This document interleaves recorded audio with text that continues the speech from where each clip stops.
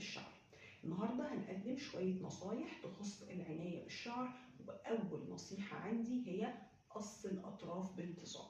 علميا قص الأطراف مش هيخلي الشعر ينمو بشكل أسرع من الجذور، يعني مش هيخلي الشعر يطول، إنما هو شيء ضروري علشان نحافظ على طول الشعر وصحته، لأنه بيمنع انقسام الشعر أو التقصف من إنه يكمل لفوق في ساق الشعر.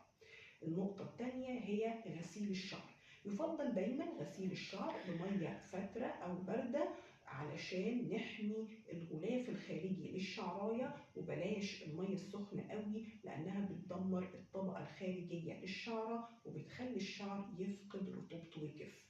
النصيحة الثالثة بلاش الشد أثناء التسريح، بلاش الربطات المحكمة، لأن شد الشعر بقوة وبشكل متكرر ده بيضغط على البصيلات وبيضعفها وممكن يؤدي إلى تلفها الدائم. مش بس كده، ده كمان ممكن يؤدي إلى تراجع خط الشعر الأمامي، ممكن يؤدي إلى ما يسمى بالتراكشن ألوبيشيا أو الثعلبة الناتجة عن الشد. الصح إننا نسيب الشعر مرتاح علشان نضمن وصول الدورة الدموية للبصيلات بشكل كويس ونمنع تكسير الشعر.